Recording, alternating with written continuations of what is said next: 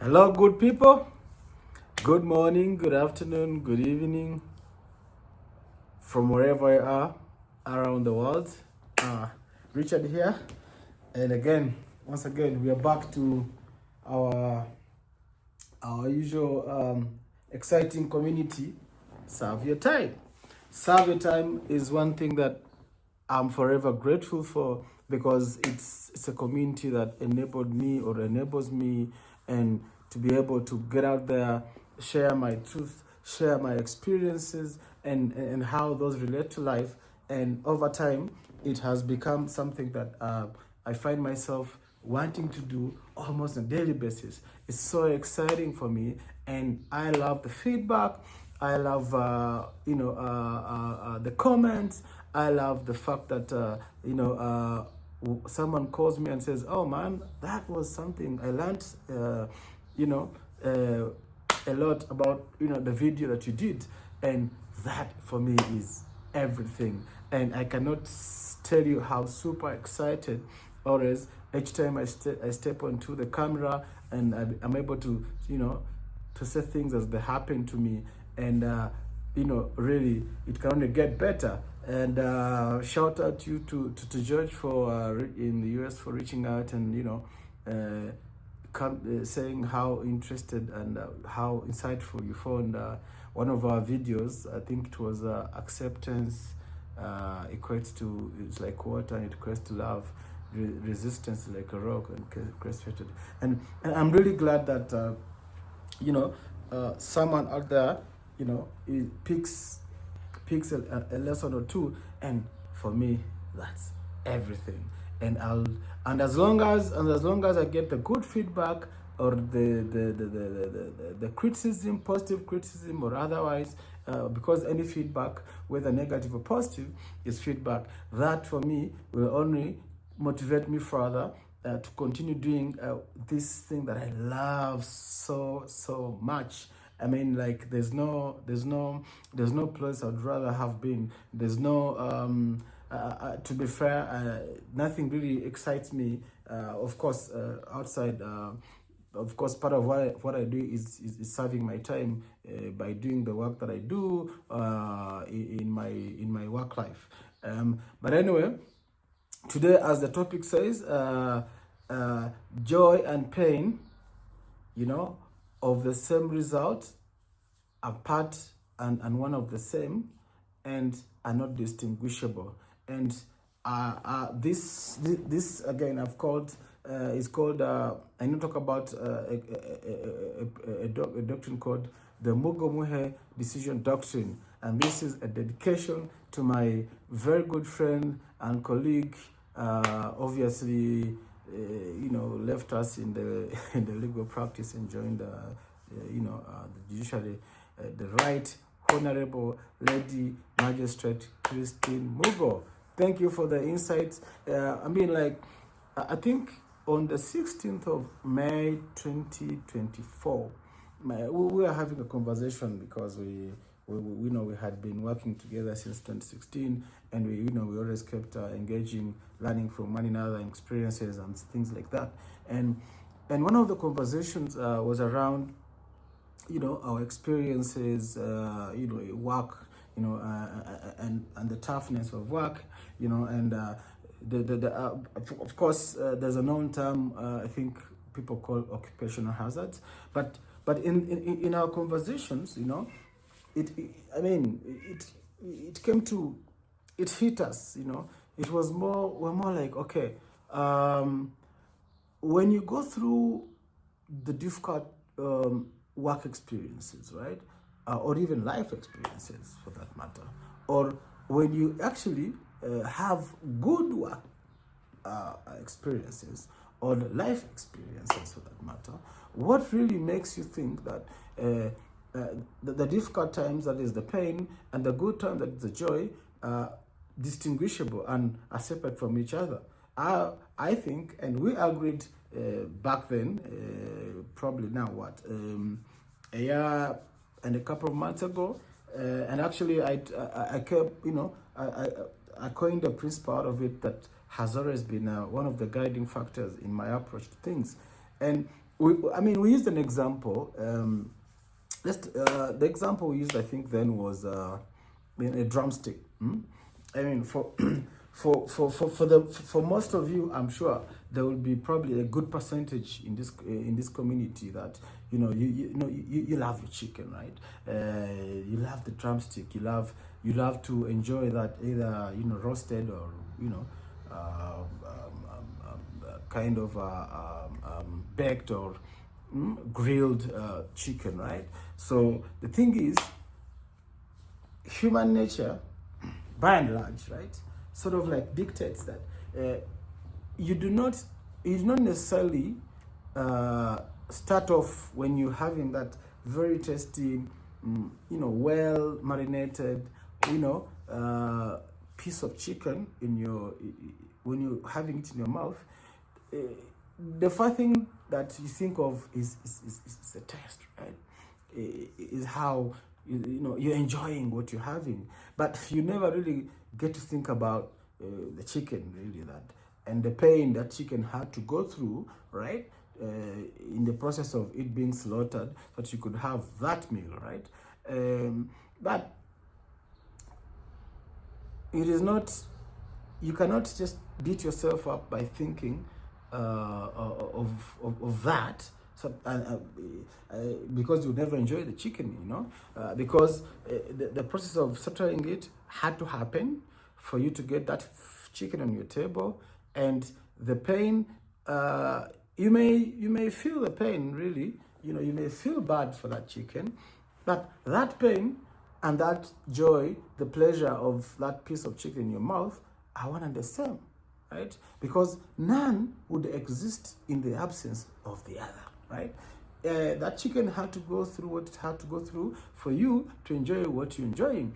So you cannot say, on one hand, I'm just having this chicken, I'm enjoying the chicken, and you close off your mind, you bury your head in the sand like an ostrich, and don't, of course, recognize the fact that that thing had to be slaughtered, right? At the same time, you cannot feel too sorry, or can't beat yourself so much about the chicken and the pain of it being slaughtered, and say, oh my God, I'm a terrible person. No, you can't, because what had to be done, and the result is what really matters. So relating that to life, and whether it's work, whether it's personal life, whether it's family, friends, loved ones, colleagues, the lesson there for me, and as I discussed with Christine, was I think when you're going through or when you're handling your day-to-day work or life experiences, I think what should motivate you really is the end result, right? Everything in between, okay, is part of the process, but it's not distinguishable in any way, right? And so basically, if it's especially when making tough decisions, you always have to ask yourself, okay, what is it that I want to achieve, right? What does it take for me to achieve it? And very importantly, ask yourself, am I able or willing to live with the result, the outcome of my goal? Then once that clicks, and you're able to make peace with that, then everything else, right, is the outcome. So meaning that know what you want to do, okay? Know what it takes to get there, okay? Be willing and able to live with the results. And once that is decided, then make the decision. Don't think too much about it. Do not worry about the outcome. Do not think too much into, this or that. Sometimes the decision may not work, right? It may really badly backfire on you. In other times, it may work, and you will certainly be That's the joy part. But if it doesn't work, and there's a pain, do not beat yourself, right? Do not think too much into, oh, what if, what could have, or no. Of course, you take the lessons, right?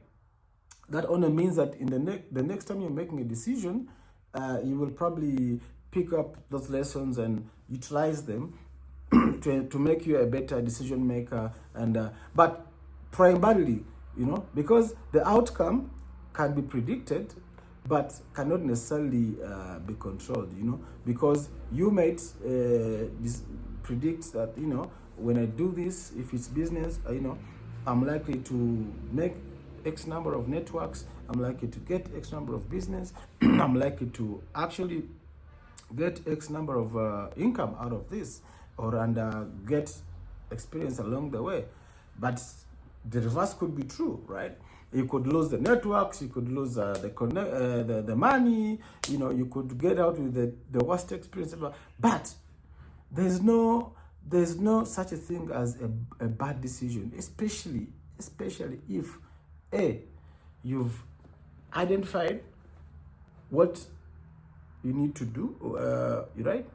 B, you've identified what it takes for you to achieve what to do. Of course, within the parameters of logical thinking, and maybe there are even tools that these days help people gauge. You've done maybe your SWOT analysis on an issue or an idea. You've done your strengths, weaknesses, and and all those things. So if you've done everything that that needed to be done, right, the result is what it is. Okay, is what it is, and you cannot just once once you've checked all the 3 boxes, right, just make the decision. Just make the decision. Don't wait. Don't make it, right? And just let the outcome play out itself, right? The results will play out by themselves. And again, you cannot start, regretting or wishing, because, like I said before in my last video, the past is history. Okay, the present is the moment. The future is a mystery. So at the point of the post-decision point, and where the results now have kicked in, it is gone. That train, that ship has sailed. Obviously, there'll be certain, sometimes depending on the decision, some things can be reversed to a good extent, or they can be improved, right? But by and large, do not sit there, live your life regretting, because there's always a positive outcome. There's always a joy in every painful situation. There's always pain in every joyful situation, right? But those two things are one and the same, because perhaps if the pain didn't happen, you may not have learned from that, right? And become a better version of yourself. Or if the joy didn't happen, you may not have learned from that in terms of, because as they say, success is precedented. Maybe actually I'll also think about another video to do on that topic. So today I feel like I needed to talk about that, and I think it has worked for me. And don't get it twisted. Don't get it wrong. The pain is extremely painful. The living with the consequences of a decision is extremely painful. And in most cases, when you're making the decision, of course, I'm presuming that it will be a sober decision, it will be well-intentioned, there are no external factors that, would negate your ability, right? Or your mental capacity, or your logical thinking to sort of try to make the right decision. as humanly possible within your capacity or within your structure. So it doesn't really make a difference, because life as we know it, every day, everything we do is a decision. So, and decisions backfire. Decisions succeed. Pain will always be, pain and joy will always be intertwined in any decision-making matrix. And as long as you understand that, you do the best you can and push to your ultimate level, don't beat yourself, because that will not take you anywhere. And again, like I said, humanly and as human beings, obviously we're more prone to be affected by the negativity of the pain, more than probably even the joy. Sometimes pain can stay longer, than joy would stay longer, because then when you achieve something, and then you want the next thing, and that's a good thing. However, when you lose something or when you fail on something, you want to beat yourself up. So that just allow yourself, let it, accept it, let yourself hear from it, but do not forget that decision and either the pain, if it goes the other way, was part of it. Is basically, it means it's what needed to be done had to be done, right? And it had to happen, and it happened because it had to happen, right? And because it had to happen and happened, it's nothing within your control, because if it hadn't happened, you probably have never known. So and when you think about that, and when you try to approach things like that, it has worked for me. It can be very painful. It can hold you back sometimes. We're just but humans.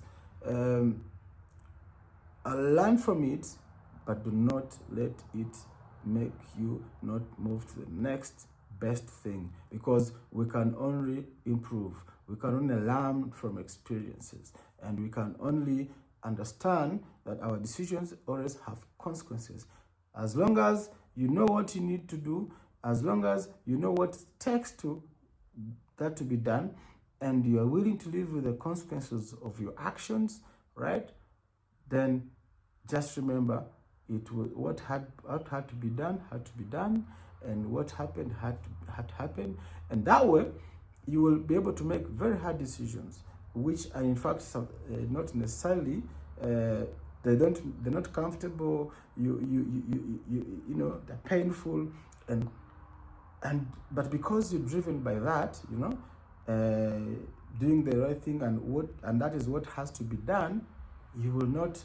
You'll basically find yourself not living in the realm of pain all the time, and that is the only way I believe you could succeed. So again, once again, I could always never been excited to be here, and this community is amazing for me. It keeps me as well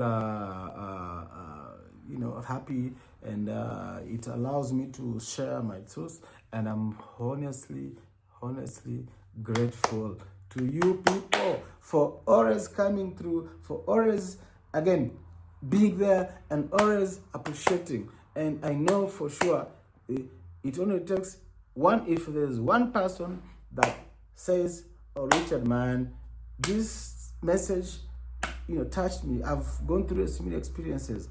That is all I need. And again, if you have something to share, if you have something that you can actually relate, an experience that you can relate to life, please reach out. Reach out. I'll make a story about it. It doesn't necessarily have to be. There's no monopoly of knowledge, and we all go through something. Everyone in life is going through something, at whatever level, business or politics or life, or at whatever level. So I really would love to hear your feedback, and I would love to continue sharing this it would make me the happiest person to know that someone out there, okay, don't just enjoy and don't share. Because when you like what we're doing and you don't let us know, sometimes perhaps you're denying someone else an opportunity. Or when you have a story and there's no harm. And in fact, in future, this channel will probably open up to people sharing ideas. They could even business ideas, and people probably would be able to share, to jump onto our website and grab what they can. Because how does it help you to go 6 feet under, with ideas that could have made society or a better place, the world a better place? That idea would screaming terribly, because you would have killed it with yourself. So there's no harm, really. There's no harm. And please subscribe. Let's hit that 100 mark. Let's grow the community, because I believe the more the more people, the more ideas, the more experiences, the more we learn, and it can only get better. I am so happy, and I'm looking forward to your feedback. And thank you so much. And I hope that wherever you are, you're doing well. Greetings from Nairobi. We have a bit of good weather now. It's a bit shining now, and it looks like as we get towards the holiday period, things are looking up. So asante sana. Thank you very much. Mungu awabariki. God bless you, and God bless Africa.